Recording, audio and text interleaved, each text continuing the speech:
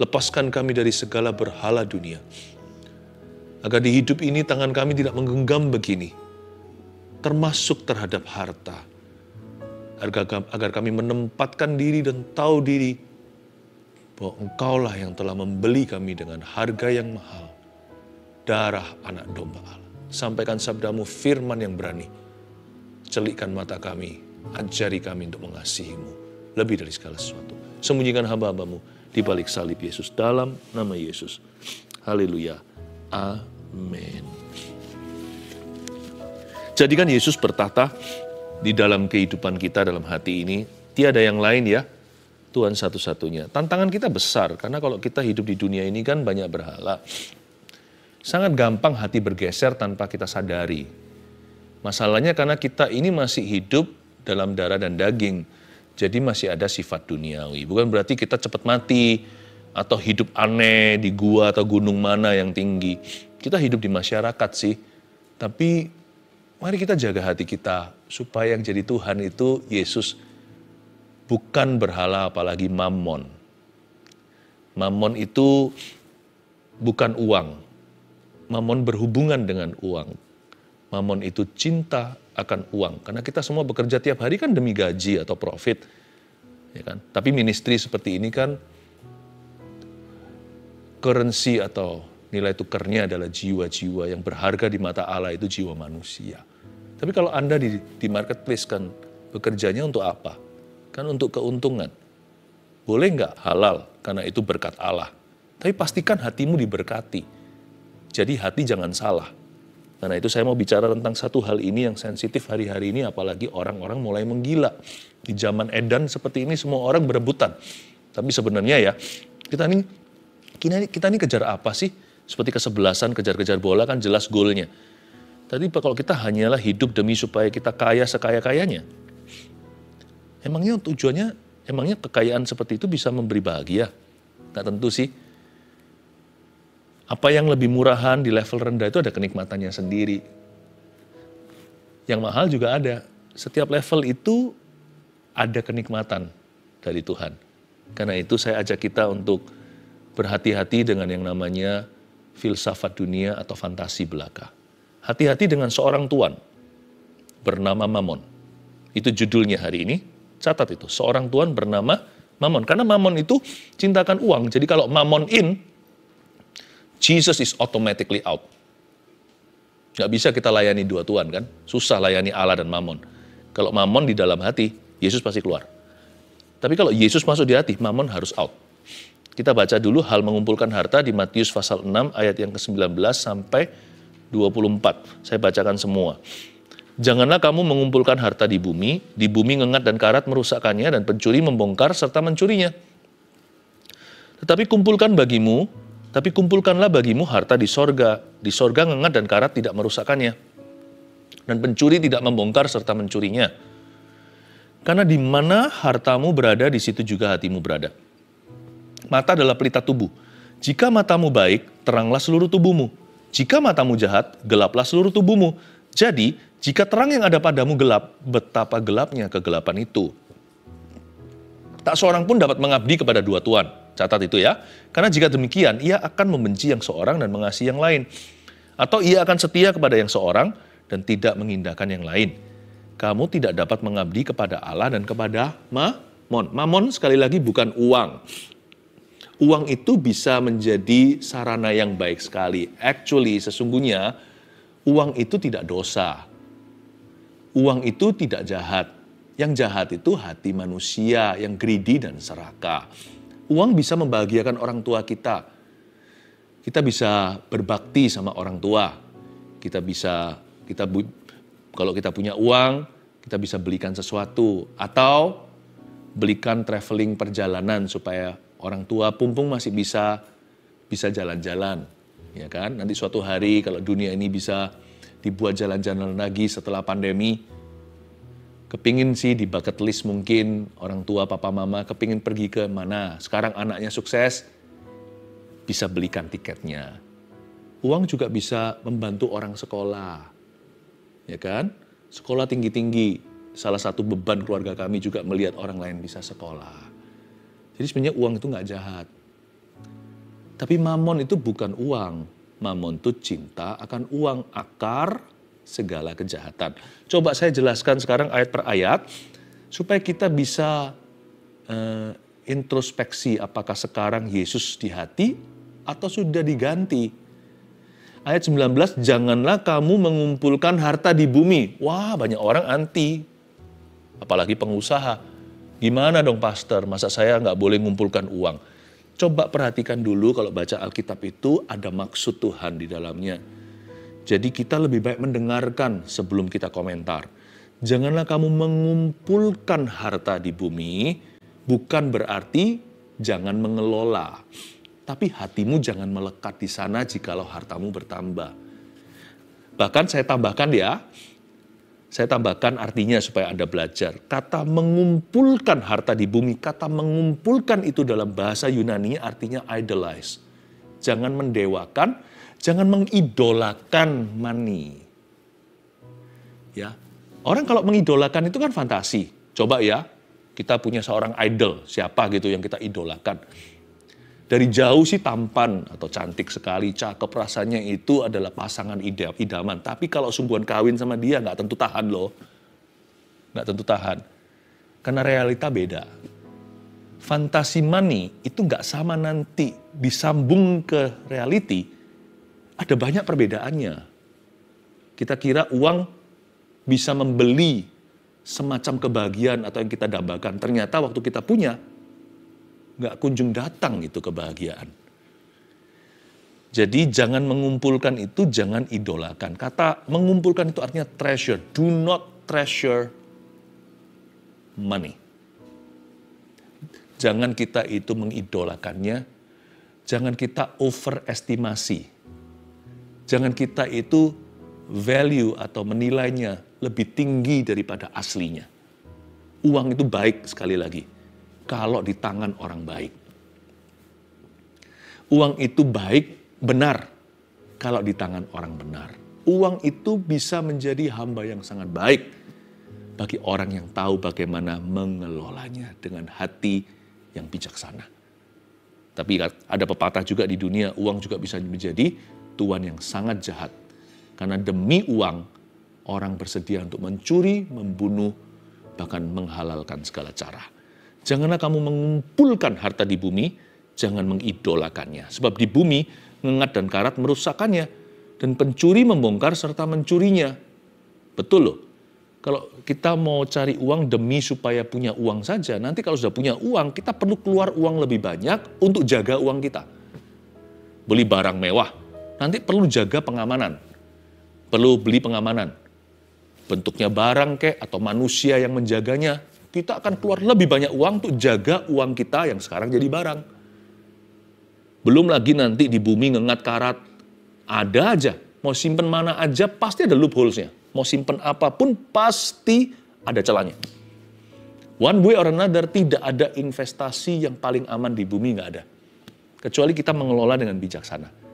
Dengan hati yang terus tertuju kepada perkara-perkara kekal dan ilahi. Ayat 20, tetapi kumpulkanlah bagimu harta di sorga. Wah pastor gini kan nggak usah kerja. Banyak orang menggunakan ayat ini untuk mencemoohkan Tuhan. Bukan kumpulkan bagimu harta di sorga itu, maksudnya gini, karena di sorga ngengat dan karat tidak merusakkannya dan pencuri tidak membongkar serta mencurinya. Kumpulkan bagimu harta di sorga. Sekitar tahun 90 sekian itu ada survei di Amerika. Waktu itu saya masih sekolah di Kanada. Sebagai siswa teologi, kita juga belajar sesuatu. Kita belajar mengerti dunia kita sedang bergulir kemana. Survei itu begini.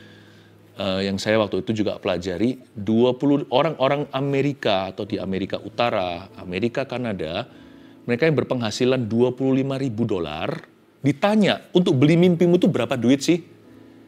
Keluarlah angka rata-rata dari semua survei, orang-orang yang disurvei itu, survei membuktikan, mereka bisa membeli mimpi mereka kalau mereka punya $54.000. Hampir double. Lalu disurvei kembali, yang 100.000 sekian yang lebih kaya nih, yang duitnya lebih banyak. Kira-kira mereka sudah mencapai mimpinya enggak? Kan 25.000 bilang bisa beli mimpi kalau punya 54. Sekarang yang cepek gimana? Yang 100 berkata, nggak bisa. Kami hanya bisa beli mimpi kami kalau kami punya 192.000. Dengan kalkulasi bukan asal bunyi. Mereka hitung rumah segini, rumah idaman, apa idaman, bucket list, bisa keliling dunia, naik first class dan sebagainya. Gitu-gitulah. 192. Jadi dengan kata lain, hati manusia itu selalu cari double money. Nanti yang 192, yang nopek, yang 200 sekalian ditanya, itu nanti pasti munculnya 385.000 atau 400.000. Manusia selalu ingin mempercepat akumulasi hartanya. Di mana-mana kumat-kumatan Adam dan Hawa itu begini. Saya cukup punya sekian, saya harus punya double baru saya happy. Itulah sebabnya banyak orang jadi serakah, bodoh keputusannya.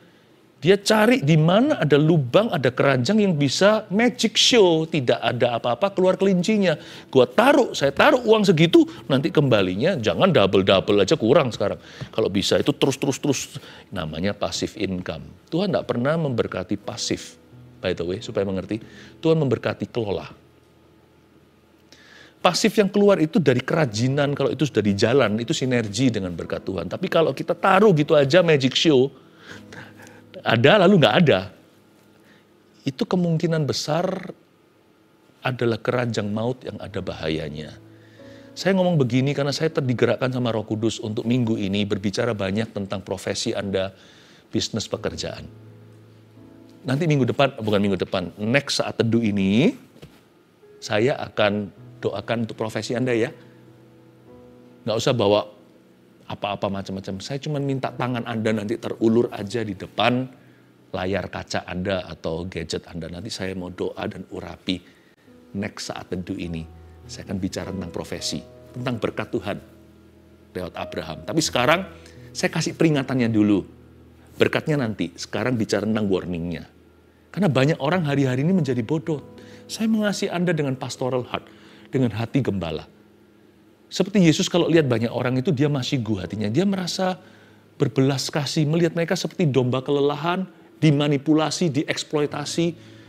Domba-domba yang tanpa gembala gitu. Melihat seperti berserakan, mereka tidak ada pemimpin, tidak ada suara yang sehat. Hati-hati dengan berbagai macam penipuan. Jangan korban mengorbankan. Be very, very careful. Karena mata tamak selalu ujungnya hati yang bebal. Hati bebal selalu ujungnya. Lalu berujung kemana? Ke otak yang tidak jernih dan keputusan yang salah. Dari sini kita mengerti bahwa Tuhan berkata jangan kumpulkan. Jangan punya hati yang double the money. Tapi seperti yang dikatakan di firman Tuhan, di surat Paulus juga, ibadah itu dengan rasa cukup itu sangat berguna sekali. Bukan berarti nggak berambisi, tidak loh ya. Kalau sekolah, ambisilah cum laude. Kalau kerja, ambisilah sukses. Karena perut orang lapar itu memotivasi tangannya untuk rajin bekerja, itu kata Amsal. Saya nggak ngajarkan untuk kita itu tidak sungguh-sungguh. Saya nggak ajarkan kita nggak punya cita-cita. Tapi saya peringatkan jangan sampai kita, termasuk saya itu tamak atau serakah. Ya. Tuhan itu bekerja lewat miracles, bukan magic. Bukan magic show, tetapi mujizatnya disediakan bagi kita. Tangan rajin membuat kaya. Tuhanlah yang menjadikan seorang itu berhasil. Susah payah tidak menambahkannya. Ya. Ayat 21, karena di mana hartamu berada, di situ juga hatimu berada. Cepat lambat kalau hati salah, pasti konflik interest sama Tuhan. Kalau kita mau tahu, kira-kira sekarang itu Tuhan atau Mammon di dalam hati, gampang. Apa yang Anda rela korbankan, itulah Tuhan. Maksudnya apa? Demi apa Anda rela korbankan apa? Disitulah letak Tuhanmu. Sebab di sanalah hatimu berada. Kalau demi Tuhan saya berani korbankan Mammon, maka jelas-jelas siapa di atas tahta. Tapi kalau demi Mammon, saya bahkan berani korbankan Tuhan. Demi Mammon, saya berani korbankan hubungan. Melukai orang lain, peduli amat. Gak peduli nih, sana yatim piatu, janda, sikat semua. Segala cara halal demi mencapai tujuannya. Dan please know today, orang seperti itu udah kesurupan tanpa dia kesurupan. Dia sudah kesurupan mamon. Sudah hilang nuraninya menjadi naluri hewan. Karena di mana hartamu berada, di situ juga hatimu berada. Kita lihat ayat 22. Mata adalah pelita tubuh. Jika matamu baik, teranglah seluruh tubuhmu. Jika matamu jahat, gelaplah seluruh tubuhmu. Jadi jika terang yang ada padamu gelap, betapa gelapnya kegelapan itu. Kalau lampu itu gelap, betapa gelapnya kegelapan kita, kira-kira gitulah perbandingan. Kalau garam yang paling asin di dunia ini hambar, betapa hambarnya yang namanya hambar itu.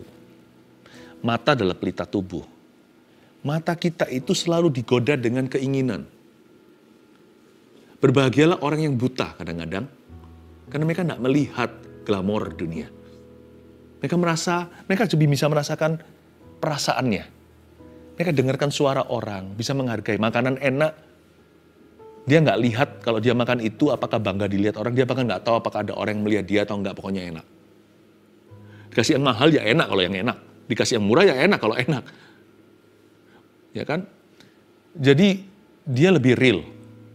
Mata itu seringkali digoda dengan apa yang dia lihat. Nah sekarang saya akan mulai menunjukkan bagaimana mamon masuk lewat mata. Jadi, your vision and attitude towards money will determine the rest of your life.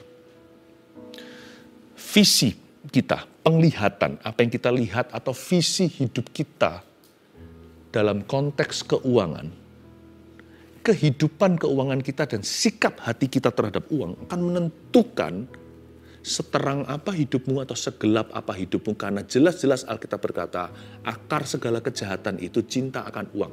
Berarti permulaan segala kebaikan juga karena tidak mencintai uang namun mengasihi Tuhan.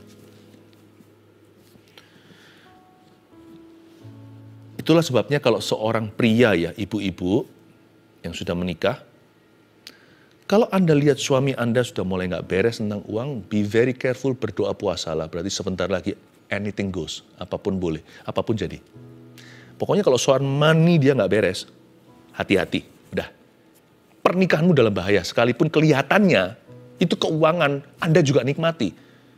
Contohnya, misalnya dia larikan uang temennya, ya dia makan gitu ceritanya. Anda juga mendapatkan cipratan kan? Kayaknya kok, wah, diam-diam siang-siang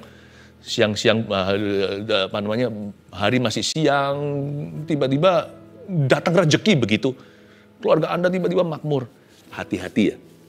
Hati-hati. Tuhan tidak pernah izinkan cuci uang dalam keluarga. Itu pasti akan nanti dicuci sama Tuhan kalau mau masuk surga.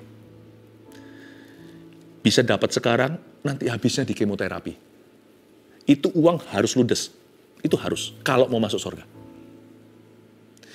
Sakius, coba diinterview. Dia peras orang, dia kembalikan 4 kali lipat, bukan karena Tuhan berkata, inilah tiket masuk surga. Surga itu cuma-cuma diberikan. Tapi kalau orang itu sungguh-sungguh bertobat, dia tahu dia nggak bisa pegang ini. Dia pegang ini, dia nggak akan pegang Tuhan. Dia pegang Tuhan, dia harus lepaskan ini. Dan kalau seorang ibu-ibu sekali lagi, kalau suami Anda sudah mulai nggak beres sama uang, sama temannya, kalau dia bisa halalkan money dengan hati yang salah, sebentar lagi dia mungkin bisa halalkan apapun melawan pernikahan Anda. Karena akar kejahatan sebelum jadi selingkuh atau apa, itu selalu dimulai dengan tidak beres soal money. Sebentar lagi. Seorang hamba Tuhan kalau nggak beres tentang keuangan, semua macam skandal virus berikutnya akan masuk 7 roh lebih jahat. Udah pasti itu. Karena itu hati-hati, kalau matamu gelap seluruh tubuhmu. Betapa gelapnya. Demikian pula sebaliknya bapak-bapak, kalau istri Anda mulai nggak beres soal keuangan. Bukan berarti karena dia mungkin shopaholic gitu ya, itu mungkin kebiasaan, perlu disiplin penuh zaman Roh Kudus. Tapi kalau dia mulai nggak jujur soal mamon, soal uang, apalagi ya kira-kira dia bisa nggak jujur sama dirimu. Kalau akarnya nggak beres, kalau akarnya semangka, mana mungkin keluar jeruk? Hati-hati, segala sesuatu akan ikuti akar itu. Itulah sebabnya, buat satu definisi dalam per family. Kami harus clean soal money. Dalam keluarga saya, itu diterapkan. saya sebagai kepala keluarga, we must be right with God financially. Kita harus benar sama Tuhan soal duit. Saya nggak bicara tentang persembahan dan sebagainya saja. Itu semua adalah latihan, itu semuanya adalah baut, itu semuanya adalah disiplin rohani. Tapi semua dimulai di hati untuk menata dan mengelola. Tak seorang pun ayat 24 dapat mengabdi kepada dua Tuhan, karena jika demikian ia akan membenci yang seorang dan mengasihi yang lain, atau ia akan setia kepada yang seorang dan tidak mengindahkan orang lain. Dan tidak mengindahkan yang lain maksudnya, bukan orang lain. Yang lain di sini maksudnya adalah Allah atau Mamon. Kamu tidak dapat mengabdi kepada Allah dan kepada Mamon. Nah, sekarang saya kasih definisinya. Anda tulis Mamon itu apa, ada 3. Supaya nggak salah sangka, oh Mamon itu money. Not really. Not really. You can use money to good ends. Bisa memakai uang untuk perkara-perkara yang baik. Bahkan perkara-perkara Tuhan loh. Wow. Tapi Mamon adalah 1. Tulis, ambisi untuk cepat kaya. Itu Mamon. Bahasa Inggrisnya greed atau serakah. Itu baru Mamon. Kamu nggak bisa layani itu dan layani aku, kata Tuhan. Nggak boleh. Konflik interest itu 2. Ambisi untuk cepat kaya itu biasanya membuat kita buta untuk nggak melihat sebuah proses kerja dari hulu ke hilirnya. Nggak penting, kita nggak perlu tahu company-nya apa, CEO-nya siapa, produknya apa. Bahkan nggak ada produknya nggak apa-apa. Itu hati-hati, kalau yang seperti itu Anda harus menimbang ulang, survei, lakukan due diligence Anda, lakukan tugas Anda untuk riset dulu. Itu riset dulu. Hanya karena diberkati secara materi bukan berarti dibenarkan di mata Allah. Karena bisa jadi itu makan korban seseorang. Lebih tepatnya, jangan jadi korban dulu. Jangan sampai kita dibodohi. Domba itu harus makan firman, supaya kita itu bisa membeda-bedakan. Zaman sekarang itu sangat rawan dengan berbagai macam operandi, dengan berbagai macam syarat, dengan penipuan. Lebih bahaya daripada ditipu, mau tahu apa? Menipu. Wah, kalau ditipu itu kan korban. Ya paling dia belajar itu biaya kuliah. Tapi kalau menipu itu penjahat. Jangan mau jadi kriminal sorga. Sebab sorga itu bukan penjara. Kalau Anda kriminal sorga, Anda tidak dipenjara di sorga. Sorga nggak ada penjara. Di penjaranya di neraka. Sampai lunas, sampai algojo itu akan menyiksa mereka sampai lunas segala hutangnya. Yang mana kita semua tahu, mana bisa sih kita lunasi dosa. Nggak mungkin itu terjadi. Di hidup ini sekali, lalu setelah itu penghakiman. Nggak ada orang bisa kembali dari mati lalu berkata, aku hidup ulang ya. Nggak ada. Bagi setiap kita hidup sekali lalu penghakiman. Itulah sebabnya jangan ambisi untuk cepat kaya. Nikmati saja prosesnya. Tiap langkah itu ada kenikmatan. Yang punya banyak, yang punya sedikit. Asal punya Tuhan. Nikmati. Nikmati. Ya. Yang kedua, Mamon itu bangga karena harta benda. Bangga karena harta benda. Yang pertama tadi ambisi untuk cepat kaya kan. Yang kedua bangga karena harta benda. Ini yang disebut pride. Material pride, materialisme pride. Sebenarnya ya, kalau Anda dan saya tidak menaruh status atau identitas pada barang, ujung hidup kita itu bisa ketemu semua. Pasti cukup. 100% pasti. Yang nggak enak itu adalah pressure dari teman-teman atau tekanan sebaya. Makanya jaga pergaulan. Untungnya di dalam gereja juga harus jaga kemurnian. Ya kan? Orang tidak dihakimi dinilai berdasarkan apa yang dia pakai. Tapi juga di gereja pun bisa masuk sekulerisme kalau kita nggak hati-hati. Maka itu tugas pengembalaan untuk menjaga kemurnian seluruh jemaat, seluruh atmosfer gerejanya. Lihat Tuhan aja lah kalau datang ke rumah Tuhan. Hidup di dunia ini juga sama di masyarakat. Pilih-pilih pergaulan. Kalau kita bergaulannya ke atas padahal mereka semuanya nggak ada serinya, kita semua ada batasnya. Ya kita frustrasi, ngapain sih? Terus terang loh, manusia tuh nggak suka show off, nggak suka seorang yang suka show off. Sebab ketika orang show off itu dia menuai kekaguman di tempat, tapi sebenarnya di dalam hati setiap orang yang melihat dia punya sesuatu yang mereka nggak miliki, dalam hati mereka menghujat, gitu aja gaya. Sebab pada dasarnya everyone loves themselves di luar Tuhan loh ya, di luar Kristus setiap orang cinta dirinya. Jadi kalau Anda tunjukkan sesuatu yang mereka nggak miliki, Mereka bisa berkata, wow, tapi sebenarnya di hati mereka berkata, aku juga bisa, atau suatu hari nanti. Mereka mengharapkan Anda bangkrut supaya mereka suatu hari bisa menandingi. Ya enggak sih, enggak semua orang negatif gitu ya. Tapi pada dasarnya di luar Tuhan itu manusia itu hidupnya egois. Jadi ngapain sih kita hidup untuk orang lain? Buat apa kita hidup untuk komplimen mereka? Kalau Anda memang bisa membeli sesuatu, dan itu Anda pakai atau gunakan. Kalau itu memang bagus kualitasnya dan Anda mampu, silakan. Yang nggak punya jangan iri.